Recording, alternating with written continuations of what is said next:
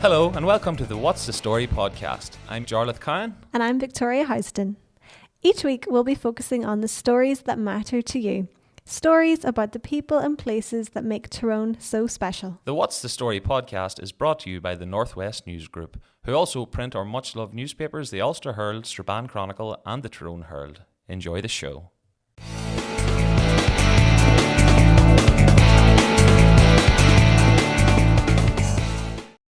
Hello and welcome to the What's the Story podcast. I'm this week's host, Thomas Maher, and my guest this week is Margaret Kelly, or Madge as she prefers to be called. Madge was originally born in Kenya but has been living in Plumbridge for a good number of years now, where she lives with her husband. Recently she's been making waves in the fashion circles, designing and her own line of clothes called Rafiki. She's been putting on a number of shows, and she's actually got one this weekend on Saturday in the Guildhall in Derry. Her clothing line Rafiki is very bright and vibrant, and it focuses mainly on African prints, and Margaret's going to tell us all about it.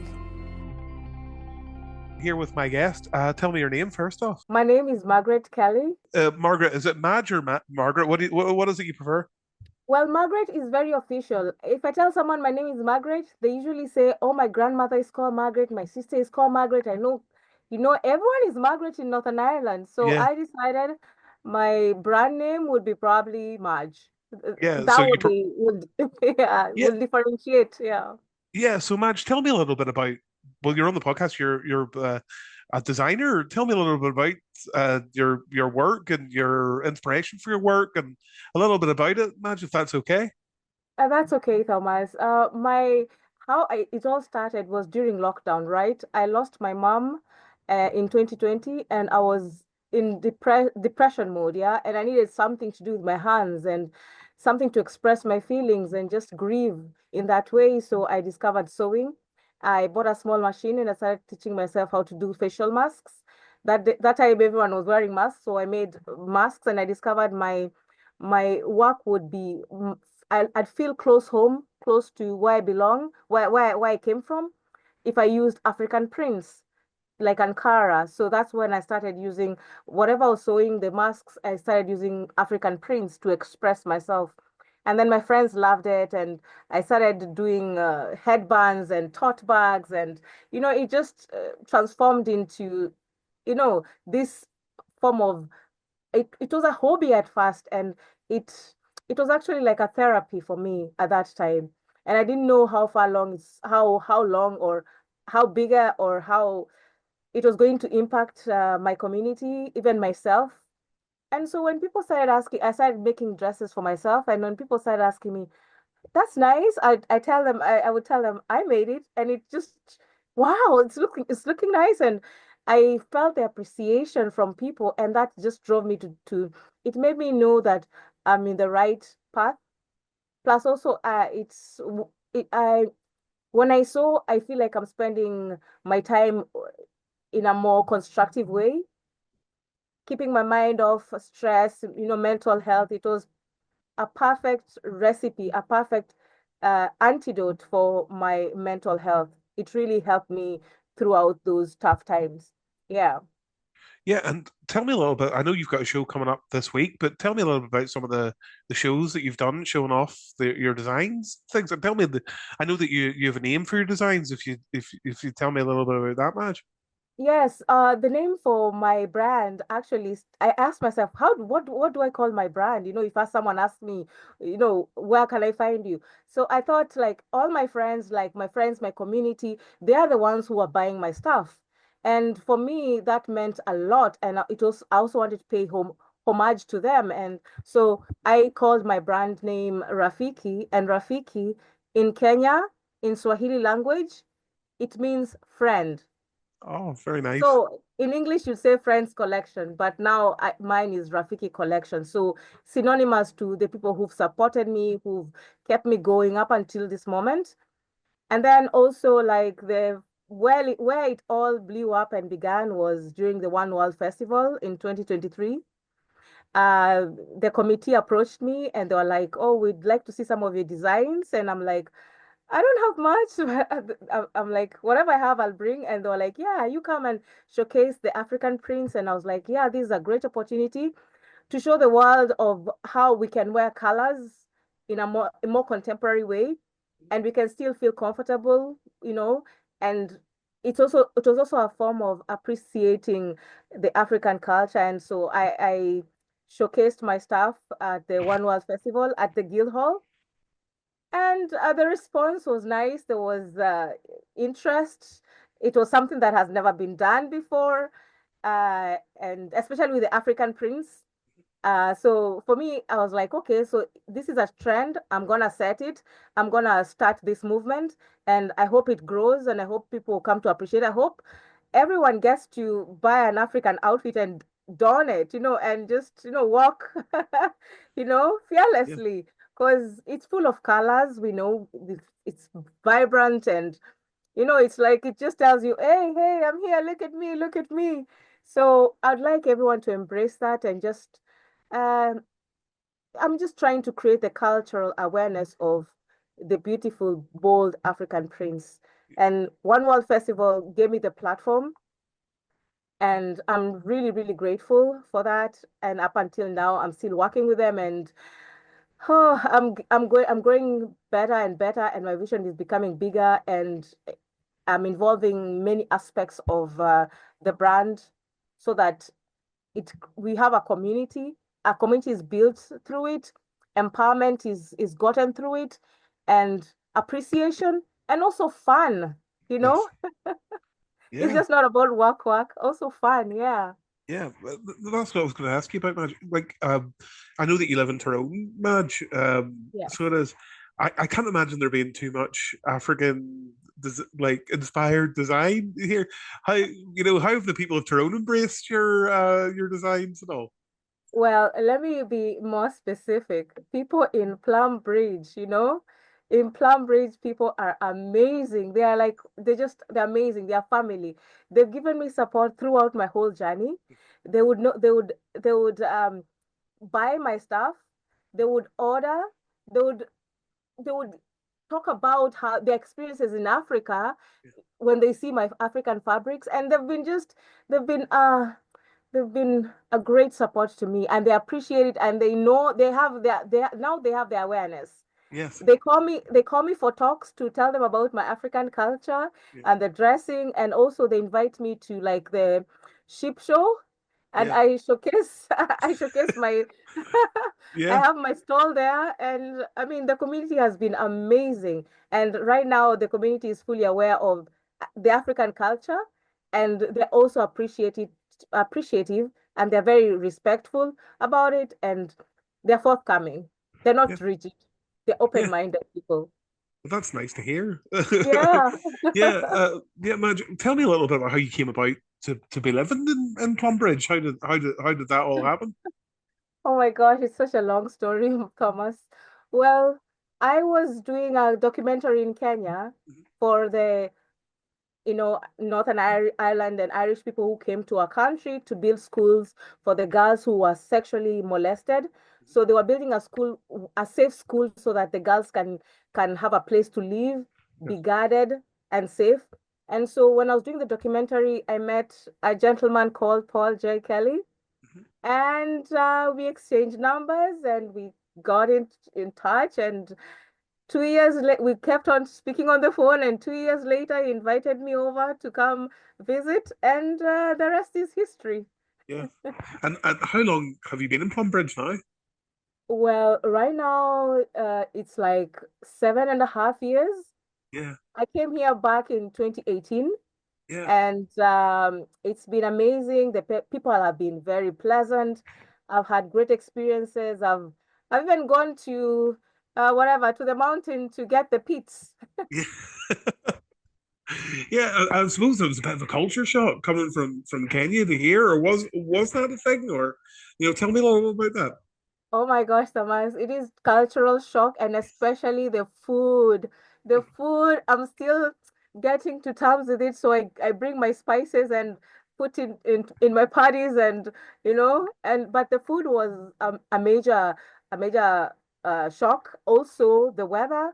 But with the weather, I've come to wear scarves and gloves, and so I can contain it. So it's not really that of an issue anymore. Plus, I love the cold weather. I find you get more creative, you get more work done than being in a warm weather.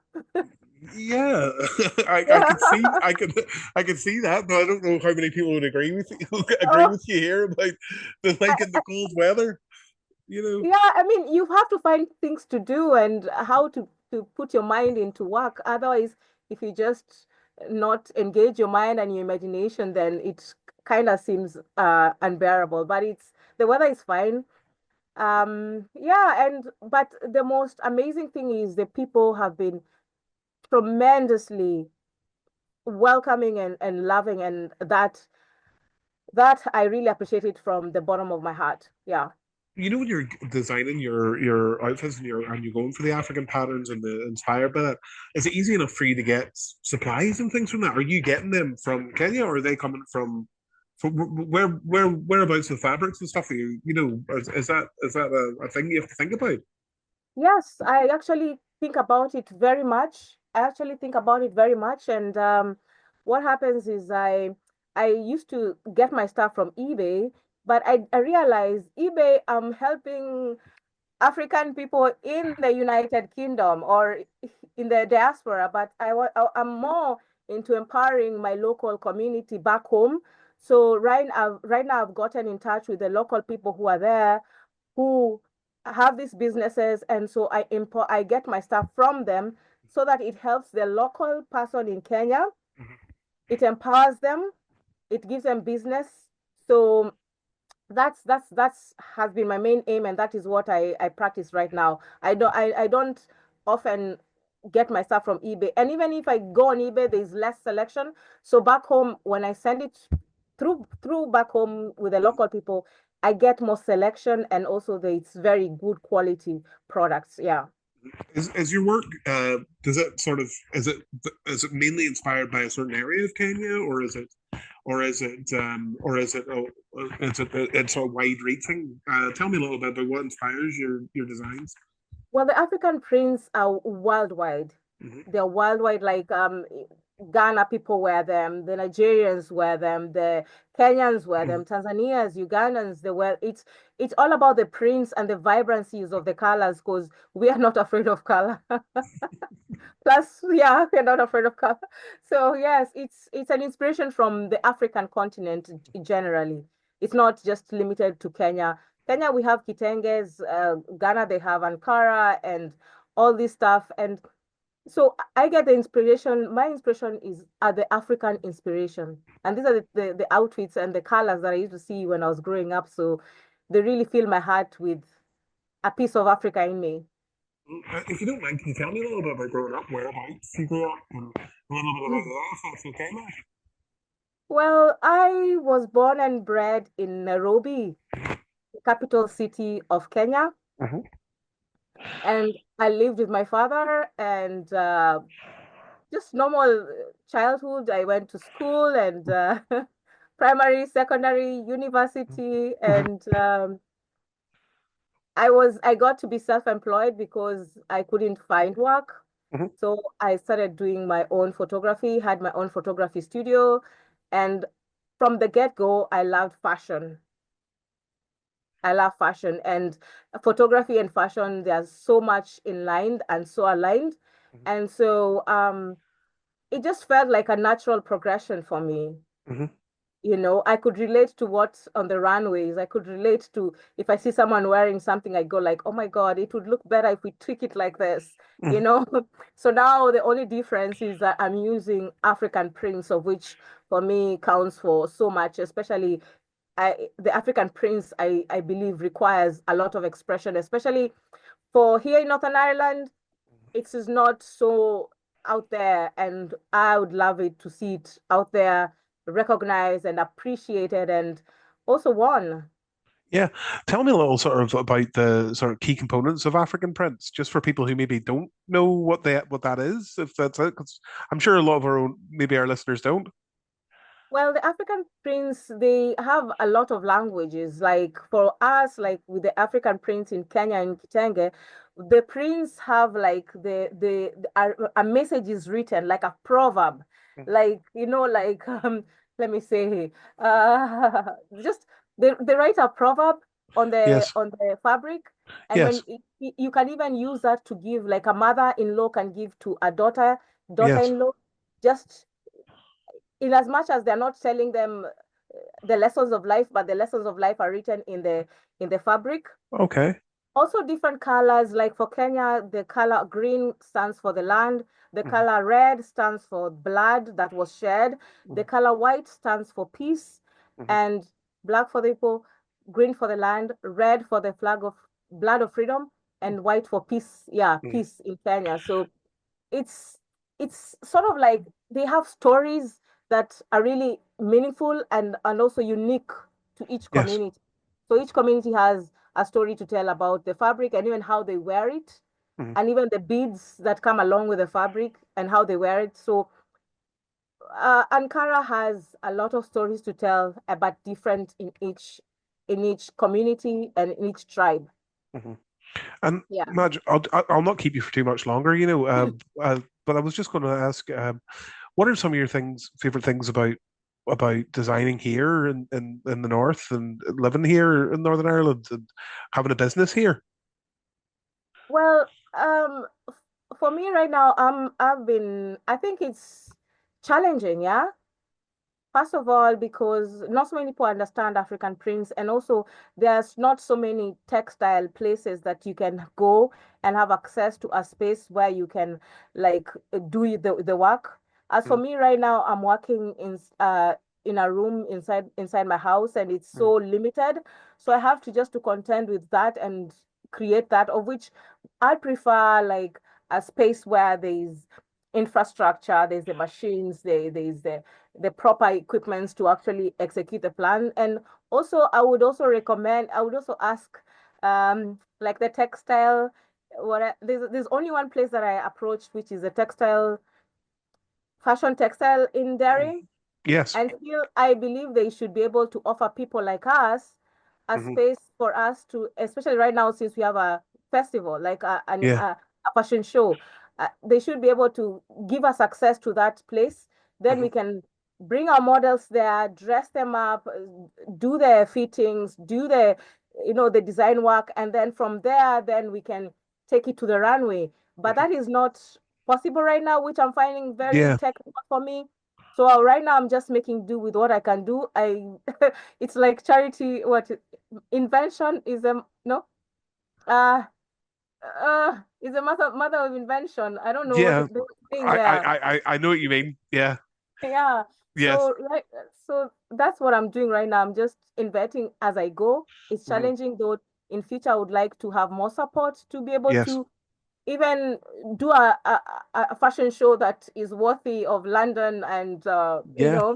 or even to have something huge for for Northern Ireland and Hmm. invite as many people as possible. So it's a challenge for me with the designing and the facilities to be able Hmm. to do this in a more uh, not mind-boggling way. Yeah. Yeah. I can imagine that that could be very limited. So,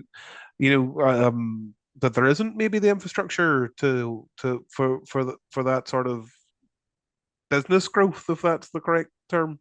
Yes, Yeah. it is technical, but that's why for me, I intend to set the motion and the ball rolling so that if I'm one to inspire that change to take place, then it must, and probably that it's a time that has come for it to take change because there's so many designers I know out there like who want to do this, who want to go beyond and above with their fashion uh, career, and I think it's limited and we don't Hmm. see many of them. So I'm Yeah. just out there saying, hey, we're here Hmm. and we're coming, and we're gonna make changes, and it's the changes in the process of coming. So yeah, Hmm. that's what I'm hoping for as well. Hmm. Yeah. If there's anything else you'd like to say, and tell people where they can find your work, if that's okay, Madge. Well, right now I'm in the process of constructing, developing the website, which is just closer to being launched. And but you can find me at Rafiki Collection on Facebook, Rafiki's Collection on Instagram. And you can also just hit me up with a WhatsApp and tell me, hey, I would like for you to design for me this outfit. I get your measurements, I design it for you, and you're good to go with the African prints. So I'm easily found and really accessible, and also willing to promote this culture and take it to the next level. No, thanks very much for chatting to me, Madge, and all the best. I know you've got a show on Saturday. Is that correct, Derry? Yes, and in the show, I'm gonna feature African models, beautiful, brilliant young women, and also Rafiki is a platform where we empower, inspire, and just build confidence in people and let people embrace their uniqueness and their individuality. And it's also through the African prints that we're able to do that. So it's a whole lot of goodness.